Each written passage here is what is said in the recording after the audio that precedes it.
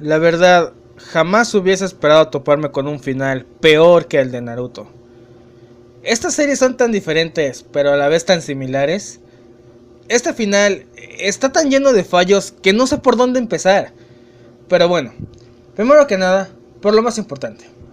Hola a todos, ¿cómo están? Muchos se preguntaban si seguía leyendo el manga o si ya lo había mandado al diablo. Bueno amigos, les comento. Ciertamente dejé el manga muchos meses porque la historia me parecía poco atrapante y muy lenta. Así que decidí dejar que se juntaran unos cuantos capítulos. Pero el tiempo siguió pasando y recordé que debía leer el manga cuando me enteré que el manga estaba por finalizar. En total se me juntaron alrededor de 70 capítulos. Y esperar esa cantidad fue la mejor decisión que pude tomar, ya que me tomé mi tiempo de leer y disfrutar todos esos capítulos uno por uno.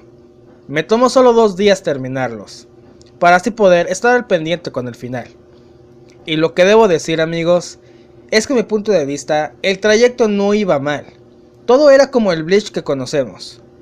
El problema fue la batalla final, pero no fue lo único. Pero primero, hablemos sobre el capítulo final en sí. Para empezar, la pareja de Renji y Rukia me pareció un poco rara. No porque no me haya gustado que se quedaran juntos, sino porque es demasiado raro ver que solo ellos tuvieron hijos. Quiero decir, se supone que ellos son shinigamis, seres inmortales que llevan bastante años viviendo juntos.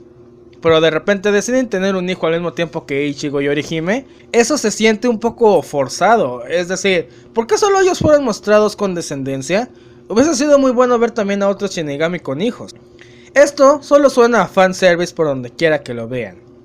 Sobre Ichigo con Orihime, esta pareja se me hace más natural. De hecho, personalmente hablando, es la única pareja a la que yo le vi base en toda la serie. Ya que a diferencia de con Naruto, Orihime fue la única que durante toda la desgraciada serie dijo estar enamorada de alguien. Por lo que me parece lo más lógico que ese sea el único amor que se mostró en el manga y que fuera el único en ser canon. Pero lo que sí, no puedo perdonarle a Kubo fue que haya sacado a Chad de este final. Vemos como Ichigo sigue viviendo en la farmacia, cosa rara al ver que a pesar de estar casado sus hermanas siguen con él. Pero bueno, vemos a todos sus amigos también. Pero de repente vemos a Chad, que es un boxeador famoso, en vez de estar con ellos. ¿No se supone que Asado no usaría sus puños para la violencia, sino para defender a Ichigo únicamente? ¿No se supone que él es el mejor amigo de Ichigo? De hecho, su participación en la guerra contra los Quincy's también fue muy corta. Si bien me pareció muy bien que al igual que Orihime, estuviera al lado de Ichigo todo el tiempo, e incluso la reunión con Ishida me pareció un momento bastante bueno. Pero inmediatamente después de eso, se separa de ellos para darles tiempo, lo cual es un cliché que todo el mundo hemos visto millones de veces. Pero después de eso, jamás lo volvimos a ver, sino hasta este capítulo final. Y tengo que mencionar la repentina pero innecesaria aparición de Anju. Él no hizo nada para ayudarlos. De repente aparece para ayudar a Chad, pero eso fue todo. Ni siquiera nos mostraron un poquito, una viñeta, un cuadrito de la pelea. Absolutamente nada. Y eso no es todo. Al final cuando llegan Rukia y Renji a ayudar a Ichigo, ¿por qué no apareció Chad? ¿No se supone que él estaba haciendo tiempo en la entrada por donde forzosamente tuvieron que pasar Renji y Rukia? Pienso que hubiese sido mucho mejor que al final la persona que ayudara a Ichigo a llegar contra Yugabash fuese Chad. Renji y Rukia siempre fueron importantes para Ichigo como Orihime y Chad. Y cuando Ichigo estaba derrotado aparecen ellos, pero Chad no. Pero bueno, siguiendo con el final. De repente vemos como el hijo de Ichigo también tiene poderes de Shinigami, lo cual es algo lógico, pero la forma como lo mostraron fue muy tonta. Vemos como ese niño de 8 años es capaz de ir y venir de la sociedad de almas como si nada. Es capaz de usar el Bankai e incluso es capaz de suprimir el Reiatsu de Yugabash, lo cual es sumamente estúpido, ya que se supone que él debería de ser solo un cuarto Shinigami. Incluso las hermanas de Ichigo deberían tener más probabilidades de ser así de fuertes, pero no. Ahora resulta que Kazui es 1000 veces más habilidoso que todos los personajes existentes, más habilidoso que esos shinigamis que tienen cientos de años practicando su Reiatsu. Es el típico cliché de los shonen que hemos visto desde Dragon Ball Z. Tu hijo será 10.000 veces más fuerte que tú solo porque sí. Pero bueno, esta final en sí no es lo único malo, sino todo lo que conlleva, y todos los cabos sueltos, y sobre todo, el desperdicio de más personajes. Para empezar, el hecho de habernos mostrado el Bankai de los capitanes que faltaban, era algo que debíamos ver de cualquier manera, por lo que se agradece realmente eso. Pero si lo analizamos con sujeción, sí es algo contraproducente que no lo hayan usado contra Aizen. Personajes como Urahara, Kyoraku o el mismo Yamamoto definitivamente lo hubiesen puesto en situaciones difíciles. Pero no, decidieron usarlo contra estos Quincy's. Y ya mencionando a estos, debo decir que el factor que se repitió constantemente con ellos, es decir, que cuando parece que los derrotaron, regresaban una y otra vez, realmente me gustó. No fueron nada fáciles, y eso se merece una ovación. Pero creo que fueron los únicos personajes bien explotados. Todos los demás fueron usados de manera muy forzada o simplemente olvidados. La aparición de Green Job, por ejemplo, realmente no ayudó mucho. Solo sirvió para matar a ese Quincy y ciertamente lo pudo haber hecho cualquier otro personaje, y hubiese funcionado de la misma manera. Pero por ejemplo, personajes como Matsumoto, Ikkaku, Izane, etc. fueron completamente olvidados, no aportaron nada a la saga. Pero creo que el ejemplo más claro de esto es Nel, ya que su reaparición, al igual que la de Green Job, simbolizaba algo interesante. Se suponía que ellos venían como apoyo, se suponía que iban a tener momentos bastante buenos e inolvidables, pero al final no hizo absolutamente nada. Nel apareció para nada, no hizo nada. Siguiendo con las preguntas, ¿qué pasó con Harribel? ¿No se supone que la tenían secuestrada para darle más poder a los Quincy's? ¿No se supone que tenían que rescatarla? Lo mismo con Don Dochak, ¿solo lo secuestraron y ya? ¿Nunca se supo nada de él? Aparte, también nunca nos dijeron quién era el rey espiritual. Tampoco vimos el Bankai de Ichigo. Si bien, el hecho de que lo destruyeran apenas lo sacó, fue algo inesperado y bueno. Pero eso era para dejarlo a la expectativa y verlo después, en su máximo esplendor. Pero eso nunca pasó. Nunca vimos el verdadero poder de la Zanpakuto de Ichigo. Además, Yugabach tampoco utilizó nunca el Bankai de Yamamoto.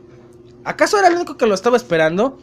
Se supone que ese era el punto de la invasión a la sociedad de almas, y también simbolizó la muerte del mismo Yamamoto. Desde ese momento todo apuntaba a lo invencible que podía ser Yugabach, pero nunca lo usó. ¿Para qué fue todo eso desde el principio? Hubo muchas dudas realmente. Pero lo que sí, simplemente no puedo perdonarle a Kubo es... ¿qué diablos pasó con Urahara y Yoruichi? Nos dejaron a la expectativa de si sobrevivieron o no al último ataque, pero nada más. No nos mostraron nada de ellos en los 2 últimos capítulos. Si siguen en el mundo humano o no. ¿Cómo se les ocurre dejarnos con esa duda? 2 de los personajes más queridos por los fans, uno de los shippings más grandes y aclamados, fue simplemente olvidado. ¿Realmente no se acordó de ellos? Oh, pero eso sí, resulta que Kira está vivo solo porque sí. Le atravesaron el pecho, pero sí, está vivo. De repente apareció vivo para impresionarlos a todos y decir, oh vaya, esa no me la esperaba. Pero, ¿de los más importantes no se acuerda? ¿De los más importantes no se acuerda ponerlos?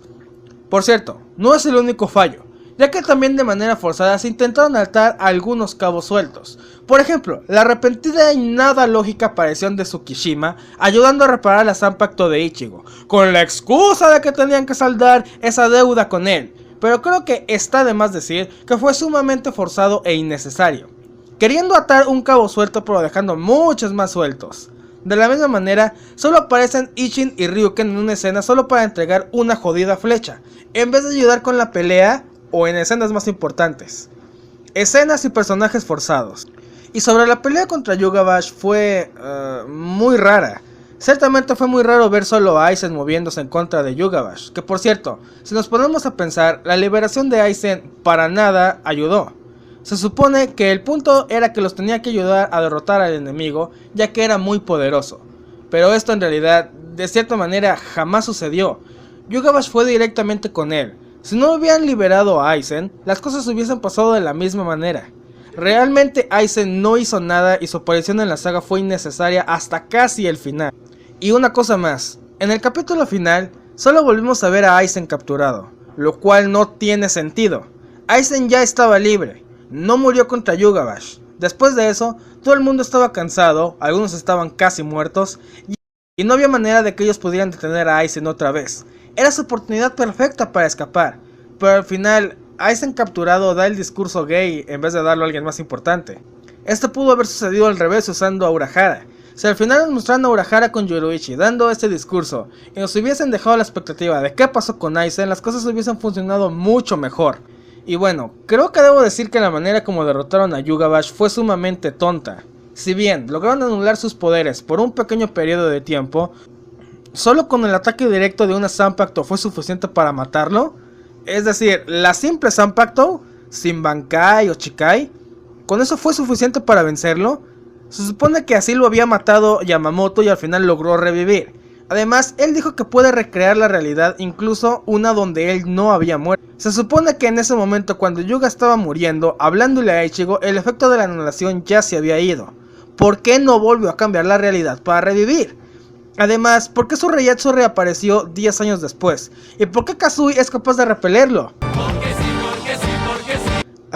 Hay muchísimas dudas y pocas respuestas. Ciertamente fue un pésimo final. Independientemente de lo que muchos piensen, de la pareja que te gustaba o de los personajes que reaparecieron, ciertamente el final fue muy malo. Para cualquiera, siendo objetivo. Tiene muchos fallos. Le pese a quien le pese. Solo a fanboys podría gustarle este final. Pero aún así, hay que estar agradecidos de que pudimos seguir esta historia hasta el final. Y solo queda intentar recordarla con un gran cariño. Fue un verdadero honor haber seguido este manga con todos ustedes. Y el día de hoy hemos llegado al final. Así que muchas gracias por haber leído este manga junto conmigo, haber comentado los reviews anteriores y por qué hemos llegado hasta aquí. Así que coméntenme qué les pareció este final. ¿Qué piensan? ¿Qué lo hubiesen cambiado? Todo lo que quieran. Así que vamos a continuar leyendo muchos más mangas y esperemos que esto aún no termine. Muchas gracias. Se despide de ustedes su amigo Alan Otaku Rivas. Adiós.